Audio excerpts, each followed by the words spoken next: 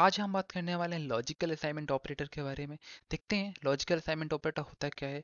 हम सभी ने पढ़ा होगा logical operator and assignment operator, but हमने इन दोनों का अलग अलग पढ़ा हुआ है और अलग अलग ही यूज़ करते हैं। कभी कंबाइन करके इन दोनों का यूज़ नहीं किया हुआ है, बट ये एग्जिस्ट करता है जावास्क्रिप्ट में। बट हमें कई बार होता है पता नहीं है, पता है बट हमें यूज़ करना नहीं आता, कैसे यूज़ कर सकते हैं या किस सिचुएशन में इनका यूज़ किया जाता है। आज हम जानने वाले हैं इनके बारे में डीपली। अगर आप इस वीडियो के स्टार्टिंग से लेके एंड तक अच्छे से देखते हैं, प्रॉपर अटेंशन पे करते हैं, तो आप ज़रूर इसमें बहुत जल्दी समझ जाएंगे कैसे यूज़ करते हैं और किन सिचुएशन में यूज़ कर सकते हैं।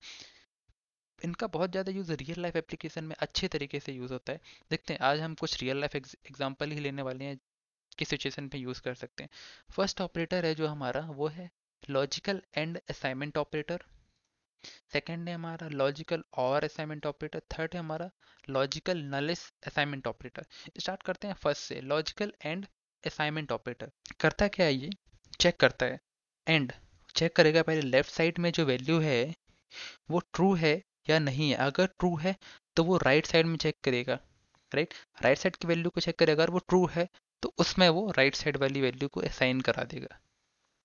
देखते हैं, एग्जांपल लेके देखते हैं। एक हमारे पास एग्जांपल है, अगर यूजर ने कुछ इनपुट किया पासवर्ड, हमें उस पासवर्ड की लेंथ को चेक करना है, कहीं वो लेंथ 8 कैरेक्टर से बड़ी है या नहीं है।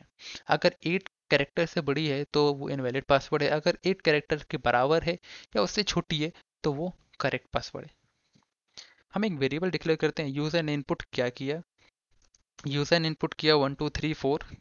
अभी ये सही है और हम एक पासवर्ड वेरिएबल बना लेते हैं जिसमें हम अपना पासवर्ड को स्टोर करेंगे। फिलहाल के लिए हम इसको अभी एम्प्टी स्ट्रिंग रखते हैं, खाली है जस्ट एक स्पेस, या इसको हम बोल सकते हैं ट्रू। मतलब एक पासवर्ड वेरिएबल जो है, कुछ इसमें वैल्यूज असाइन है या डिफॉल्ट वैल्यूज के साथ, या इसका कुछ डिफॉल्ट पासवर्ड होगा, कुछ जो कुछ भी आप, इसको हम डिफॉल्ट पासवर्ड देते हैं 1 या 4 टाइम्स 0।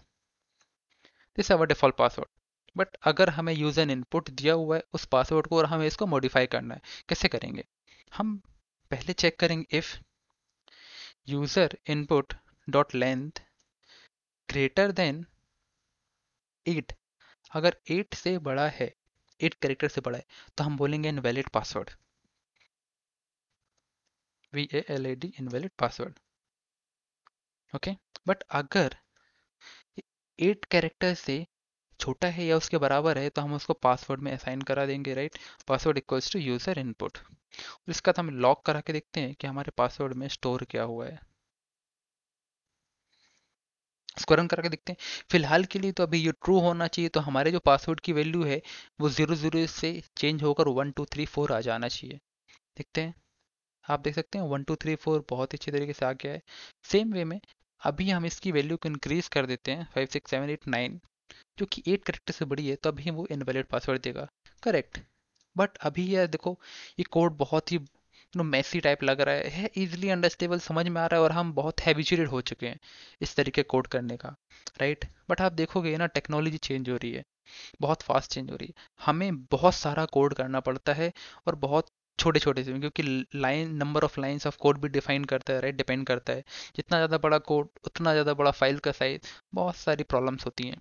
इस सिंपल से कोड को हम एक लाइन में, एक ही लाइन में कैसे लिख सकते हैं, via logical and assignment operator. देखते हैं, पहले हम चेक करते हैं हमारा पासवर्ड एम्प्टी है या नहीं है। कुछ डिफॉल्ट वैल्यू इसमें होना चाहिए, पासवर्ड एग्जिस्ट करना चाहिए। अगर पासवर्ड है तो हम क्या करेंगे, एंड असाइनमेंट ऑपरेटर लगाएंगे।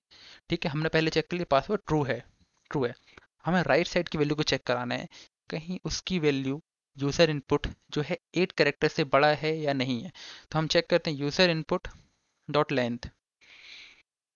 अगर उसकी लेंथ 8 कैरेक्टर से बड़ी है, अगर उसकी लेंथ 8 कैरेक्टर से अगर उसकी लेंथ बड़ी है, तो हमें कराना क्या है, उसको बोलना है इनवैलिड पासवर्ड,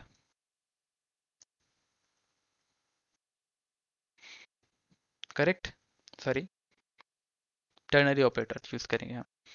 अगर उसकी लेंथ 8 कैरेक्टर से बड़ी है तो हम बोलेंगे इनवैलिड पासवर्ड, अगर नहीं है तो हम उसमें क्या कर देंगे, यूजर इनपुट को असाइन करा देंगे। ये हमारा बहुत ही अच्छी तरीके से ना एक लाइन में आ गया। हमने वहां पे इफ एल्स लगा के थोड़ा सा बड़ा कोड कर दिया था और देखो इसमें एक लाइन में ही आ गया। भी हमने ये लिखा यहाँ पर पासवर्ड अगर ट्रू है या नहीं है। अगर ट्रू है और उसमें कुछ वैल्यू साइन है, डिफॉल्ट वैल्यू के साथ हमने साइन किया उसको 111। अब हम देखते हैं यहाँ पर हमने क्या कंडीशन लगा रखी है, यूजर इनपुट डॉट लेंथ अगर 8 से बड़ी है तो वो चेक करेगा, अगर नहीं है तो इनवैलिड पासवर्ड कर देगा, और अगर 8 कैरेक्टर से छोटी है उसके बराबर से उसमें यूजर इनपुट का वैल्यू डाल देगा। हम लास्ट में यहाँ पर चेक करते हैं लॉग करा करके कि हमारे पास जो पासवर्ड में है वैल्यू आई क्या है, what is the value stored in password now. अभी इनवैलिड पासवर्ड स्टोर हुआ है राइट हमारे पास। अभी हम देखते हैं इसकी वैल्यू को थोड़ा सा छोटा करके 7 कैरेक्टर्स कर देते हैं। अभी हमारे पास 1 2 3 4 5 6 7 आना चाहिए। 1 2 3 4 5 6 7 बहुत अच्छी तरीके से आ गया right. This is a very good example of logical and assignment operator. कितने अच्छे तरीके से हमने वो 7 से 8 लाइन का कोड था उसको एक लाइन में ही कर दिया है। अब हम देखते हैं हमारा सेकेंड लॉजिकल और ऑपरेटर कैसे इसका यूज़ कर सकते हैं, हम किस सिचुएशन में यूज़ करना चाहिए। तो लॉजिकल और ऑपरेटर वो है अधिकतर यूज़ की जाता है जहाँ पर हमें चेक करना है लेफ्ट साइड की वैल्यू ट्रू है या नहीं है। तो कई बार हमें क्या होता है, बोला जाता है कि कुछ हम एपीआई के थ्रू रिस्पॉन्स आ रहा है उसको चेक करना है, वो अगर एग्जिस्ट कर रहा है, एम्प्टी स्ट्रिंग आया, नल स्ट्रिंग कुछ भी आया, तो हमें डिफ़ॉल्ट वैल्यूज़ के साथ इनिशियलाइज करना पड़ता है। कई बार होता है क्या है ना कि कुछ टाइटल है, कंसीडर किसी पेज का कुछ टाइटल है, वो एपीआई के रिस्पॉन्स के थ्रू आना चाहिए बट वो नहीं आ पाया किसी वजह से या वो खाली आ रहा है, तो हमें करना है क्या है, डिफ़ॉल्ट वैल्यूज़ के साथ असाइन करना है उसको राइट। उस सिचुएशन में कैसे हम इसको यूज़ करेंगे देखते हैं। एक छोटा सा एग्जांपल लेते हैं। हम क्रिएट करते हैं यूज़र ने एक यूज़र की प्रेफरेंस क्रिएट करके देखते हैं कि एक ऑब्जेक्ट बनाते हैं यूज़र यूज़र प्रेफरेंस। अभी इसको हम एम्प्टी रखते हैं।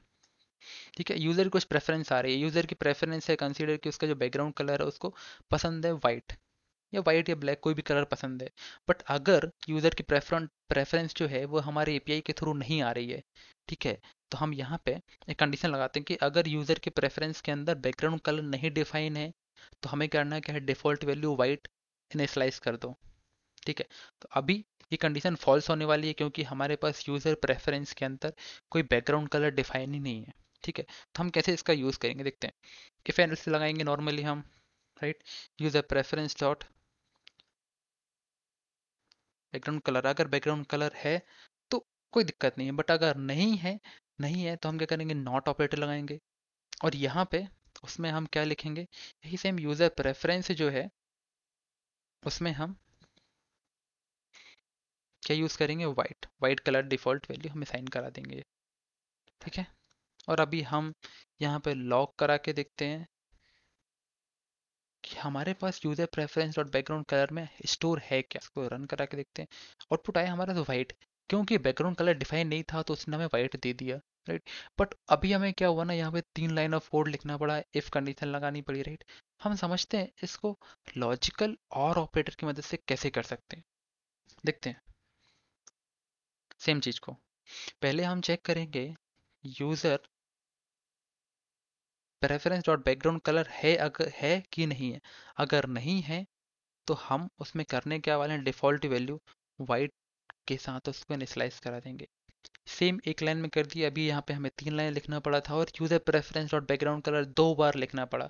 अभी हमें क्या 2 बार लिखना पड़ा, नहीं, एक बार में ही काम हो गया हमारा राइट। अभी इसको रन करके देखते हैं, सेम बहुत अच्छे तरीके से हमारा वाइट आंसर दे दिया। बट अगर ये वैल्यू एग्जिस्ट करती तो ये क्या करता, कुछ भी नहीं। लेट्स कंसीडर, अगर हम इसको बैकग्राउंड कलर कुछ दे देते हैं, लेट्स कंसीडर रेड।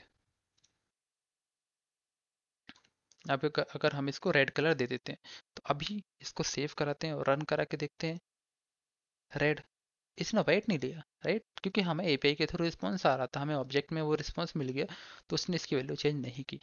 बहुत अच्छे से यूज़ कर सकते हैं हम इसको अधिकतर एपीआईज में, या थर्ड पार्टी से जब कहीं हमें रिस्पॉन्स आ रहा होता है, या हमें किसी वेरिएबल को डिफ़ॉल्ट वैल्यू के साथ इनिशियलाइज करना पड़ता है जब उस वेरिएबल में वैल्यू अनडिफाइंड नल या प्रेजेंट नहीं है, उस केस में। देखते हैं हमारा थर्ड थर्ड ऑपरेटर है, वो हमारा है लॉजिकल नलिस असाइनमेंट ऑपरेटर।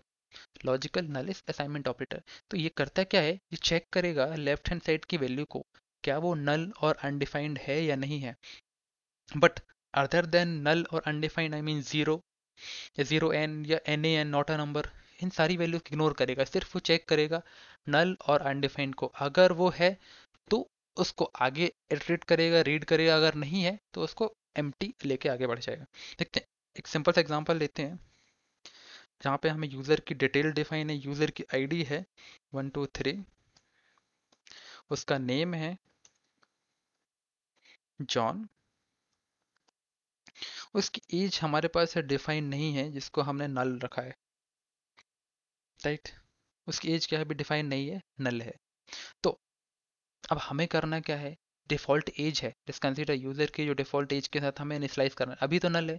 अगर किसी यूज़र की एज नहीं आ रही है तो हम उसको नल नहीं, हम चाहते हैं यूज़र की अगर एज नहीं आ रही है तो हम इसको क्या कर दें, डिफ़ॉल्ट वैल्यू के साथ इनिशियलाइज़ करा दें। तो हम करेंगे क्या, जनरली चेक करेंगे यूज़र डॉट एज, अगर है तो कुछ मत करो, बट अगर नहीं है, आई मीन नहीं है, बट प्रॉब्लम यहाँ पे ये हो जाएगा कि हमें चेक करना है सिर्फ नल और अनडिफाइंड कंडीशन, यूजर की age can be zero, no right, zero can not be an age, right. So that's why हम यहाँ पे चेक करेंगे, और चेक करेंगे यूजर एज, सेम वही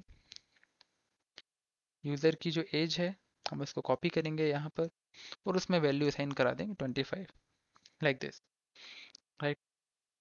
और लॉक करा के देख लेते हैं हम यूजर को, सेव करते हैं, हमें यूजर में मिल गया एज 25, इसने साइन करा दी बहुत अच्छे तरीके से। बट इसकी हमें ज़रूरत नहीं है, इसके बिना भी हमारा काम हो सकता है, कैसे वो देखते हैं। अभी हम करने क्या वाले हैं, यूज़र डॉट एज चेक करेंगे, अगर वो नल और अनडिफाइंड है तो हमें करना क्या है, उसकी डिफ़ॉल्ट वैल्यू के साथ इनिशियलाइज करा दो। हम अभी इसको 50 के साथ इनिशियलाइज करा देते हैं। इसमें इनिशियलाइज करा दिया हमने, यूज़र के जब भी नल है तो वो क्या करेगा, इसको 50 असाइन करा देगा, और देखो 50 असाइन करा दिया उसने। बट अगर ये अनडिफाइंड है तो भी ये काम करेगा, तो भी ये हमें 50 ही देगा, कोई चेंजेस नहीं आएंगे। बट अगर इसकी एज 0 है तो ये क्या करेगा, हमें नहीं, 0 ही देगा, बिकॉज ये सिर्फ चेक करता है नल और अनडिफाइंड को, but other than null undefined it will consider as a true, ठीक है, फॉल्सी वैल्यू नहीं ट्रीट करेगा, it will consider as a true. So that was all about these three operators: logical AND operator, logical OR operator, logical nullis assignment operator. कुछ doubts हो तो आप जरूर पूछिएगा कमेंट सेक्शन में, कुछ समझ में नहीं आया हो तो definitely ask the question in comment section.